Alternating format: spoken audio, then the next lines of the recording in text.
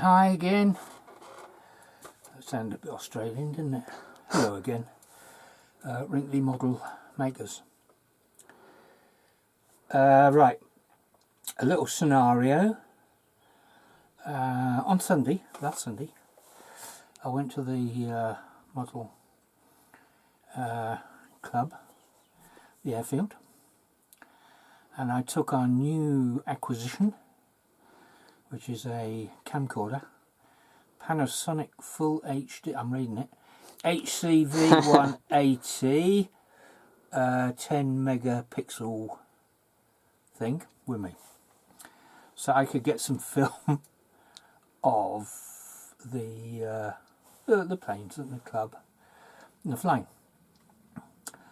The problem was that I didn't have my cameraman with me, and so I went alone by myself.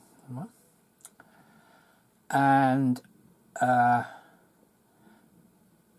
not being too au fait with the camcorder, I managed to press the wrong button. So what I ended up with was a few shots, a few pictures, rather than a film of the aeroplanes and the people at the model club. Next time I'll remember to push the right button and perhaps people will start moving rather than just pictures. Anyway, I'll put a few photos up now so that you can have a look and see kind of things we get up to in Bergerac.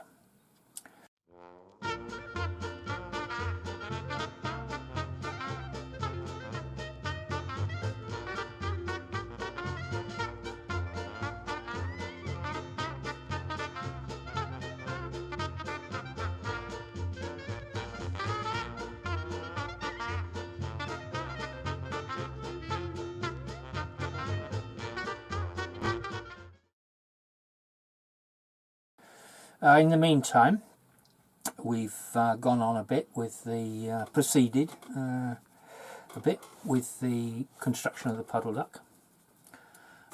One change of mind that I've had, and I'll show you that. If you just stay there, Harry, I'll bring this in front of me so I can show you the peeps. Right, rudder and fin. Here, if you can remember, I was going to put on a little black plastic thing which I'd shown you in a previous episode, purposely built for the job of a pull system, but they were a bit small. What I'm trying to do is to get the distance on the servo. I'm trying to get the distance of the two wires that go back from the pull system on top of the servo, which is here. Okay, they are the two wires that will go back. That will fit on top of the servo arm. The distance between these two wires here, it's preferable that that ends up at the tail end the same distance apart. You don't want them like that, or you don't want them like that either. Okay, so what I've done in the fuselage is centralise the servo, which is going to activate the rudder. So that's central in the fuselage. These two wires will go down the fuselage eventually, come out the back end, and be attached to the two control horns. These are just single control horns, which I've screwed through with a bolt nut. I've ruined the thread on the bolts so that nuts don't come undone. Oops, shit. And then that will come down at the same distance, so that'll be like that. Okay, so that's one change of mind.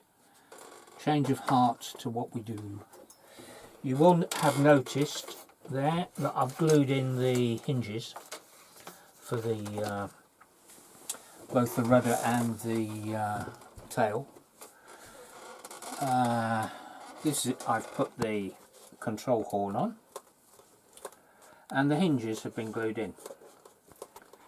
Right, there's 6 hinges on this one. And what I've done is I've glued in with a fast 5-minute, I think it is, epoxy resin, the hinges initially into one of the surfaces, doesn't matter which one.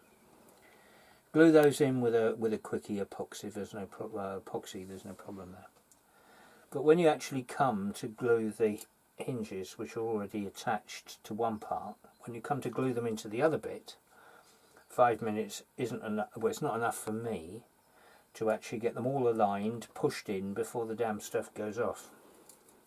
So I bought some progressive, which is it gives you 2 hours to faff about with the alignment of the hinges. 2 hours before it starts going off, so that's quite handy stuff. So that's what I've done there. So I've glued one side up with a 5, the other side with a progressive. Okay, and we've covered, well, I can't remember whether I went through covering this with you or not, but no, we just did the wing, the big one. Just did the wing. Okay, well, it's the same. Okay, only I've put orange stuff on the flap here, just as a bit of difference. We haven't shown that either. No, okay, well, we'll put that down there so we don't trip over it. Well, it's getting a bit crowded in this space. Right, fuselage. Ooh, fuselage. I've done covered the fuselage, top and bottom first, and then finish off with the sides. Okay. You can see the position of the servo in the bottom there. Okay. That is the one for the pull-pull system. The other one will sit on a shelf above it, and that will be activating a rod which I've made up of wire, and I don't know whether that will come out of there. Yeah, there you go. If you can see it. Yeah. Into actually it's a hardwood. I didn't use a bowl, so I used a hardwood rod. Wound it with some thread. Drilled a hole in it to begin with. Put the this rod here, which is screwed at one end for the clevis.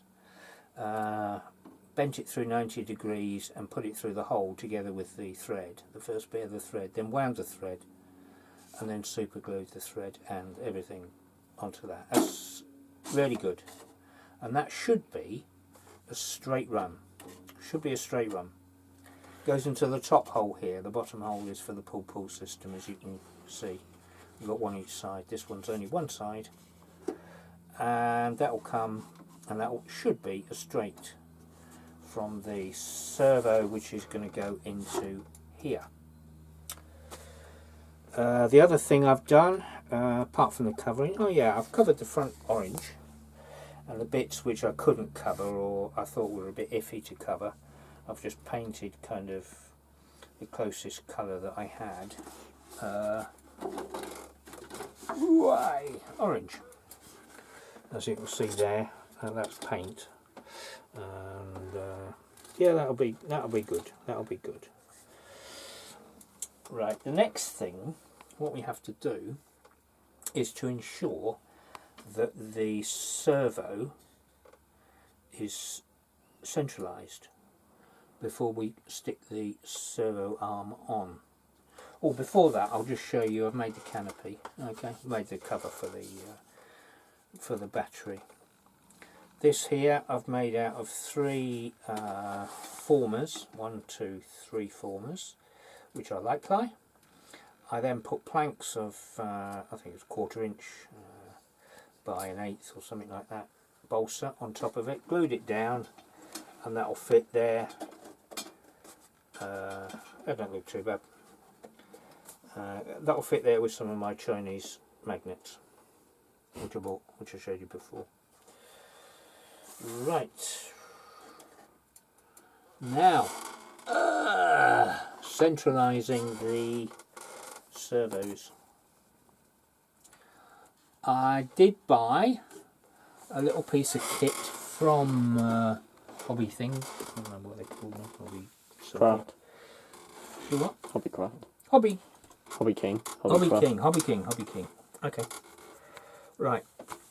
I'll show you what that is. Okay. It's that there. Came in a little plastic box with a little plastic bag rather, with no explanation on what to do, how to use it, what happens. And not being brilliant with my sight, I didn't see that there was a push button here underneath this blue surface. There's a push button, but it doesn't tell you that there's a push button. It's only when you look in the end do you find that there's a push button. Okay, right. So without any instructions or anything, I'm sitting there watching my servo go backwards and forwards, trying to change its change it from what's that say? Manual to centralised, neutral, yeah, and so automatic. Okay, right. So the first thing to do, we've got a little battery pack here, which is suitable for putting on the suitable power, obviously, for that. Okay, so we'll shove that on the inlet, and as you can see, the blue light comes on. Okay, right. The next thing we have, I'll put that on there so you can see the thing working. Okay, right. This is the. You've got to make sure you put the positive, negative in the right way. Here we go. Positive, negative. Right. Okay. Now, this is on at the moment on manual, so we can move the servo, make sure it works. Okay. If we push the button, it centralises the servo. Okay. So that means you've got equal movement each way. If we push it once again, we go on to continuous action, just to make sure the thing's not going to give up the ghost 2 minutes after you've put it in the airplane. Okay. Right, that's the centralised now. Okay. So we'll take the power off. That one. We also do, that's for the tail of the fin. The fin. No, it's not for the fin. That one will be for the elevator, sorry. This one here, we shall centralise in exactly the same way, although it's already fitted into the fuselage. We'll centralise that in exactly the same way for the pull-pull system. Okay. So once it's central, stick the control arm on. And then what I'll do is, because it's going to be a bit of a faff to get those floppy wires through here, I shall stick a piece of solid wire through the end of the fuselage, so this back end here, and I shall connect the floppy wires with the solid wire, which I'm going to put through, and then just pull it through from this end. Okay, so I've got the wires coming out the end. Then I shall fit the wires in the same way, in the same fashion, to the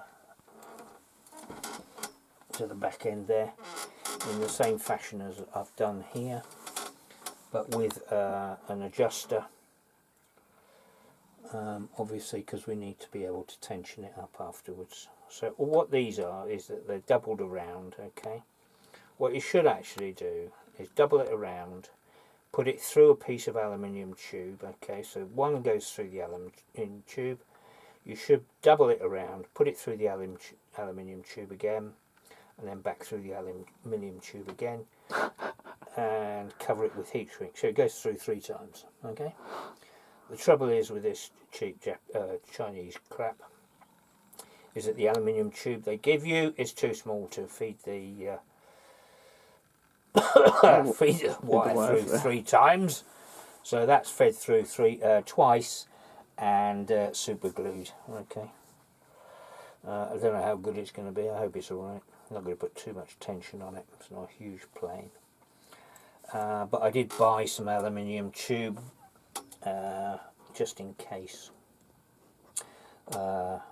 we needed to use a larger diameter on the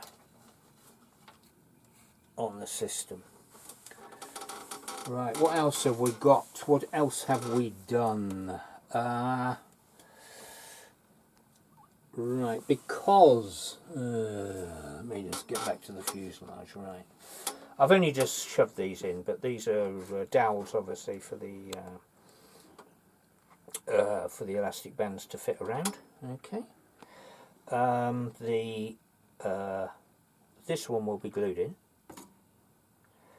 The front one, because the servos fit under here, I wouldn't be able to get the servos out if I needed to, if this was fixed in. So this is going to go through, and then I'll put a couple of pins on the inside of it so it's not going to move anywhere. So I can take the pins out, just little bits of wire. Take the pins out. After we do that, we can pull the dowel out and then remove the servos or whatever we need to do with the servos after that's done. We have a small piece of hardwood I've made it out of. It's like hardwood. That piece of wood there is to fit in here, glued to the underside of the wing. Okay, so I've already covered the wing, so what I should do is I shall mark out where that's got to be glued onto the bottom of the wing, cut the covering off the wing, glue that to the bottom of the wing, bolt it to hardwood. Okay, and then that fits on the bottom of the wing. When you put the wing in, it jams up against this piece of balsa here, which stops the wing from sliding backwards when you put the elastic band on, because it's always a bit of a bugger. When you pull the elastic bands on, the wing moves around all over the place. So this is kind of like a locating thing, and to stop the wing from being pulled back by this dowel. I suppose you could have put the dowel further forward if you wanted to, I don't know. Anyway, I'm just following the instructions. So that'll be glued onto the bottom of the wing. I'll show you when I do that. Anything else we've got? Anything else we've done? No, we're just about to bend up the piano wire for the undercarriage. 2 bits we have to bend up. What I'll do with that is I've got this length of I've got a longer length as well. Mark in the middle, mark each side the distance where it's got to be bent. That'll be my first bend, so I'll make the middle bit first with the 2 legs coming out like that. So I've got the angle. What I've done there is I've got an adjustable square, and that is the angle that I want. Okay, so that has to be bent down, as it were. Okay, so that angle, that is the undercarriage angle. I've taken this off the drawing. It's a handy piece of kit. You undo that screw there and just sort of fiddle it about, whatever angle you want. Measure it or take it off the drawing. So that's quite good. Then we'll bend that, and then we'll bend the 2 end bits by measuring off equally each side, making sure that they're equal. Otherwise your aeroplane's going to be like that, isn't it? Like some I've done in the past. So that'll be one. I'll do the second one exactly the same, and then we'll go through the soldering process, the copper wire. I've got some copper wire which I can bind the 2 legs to, fixing on the underside of the fuselage with those little clampy things which I showed you before. And that, I think, is about as far as we've got. I'm going to have to put a couple of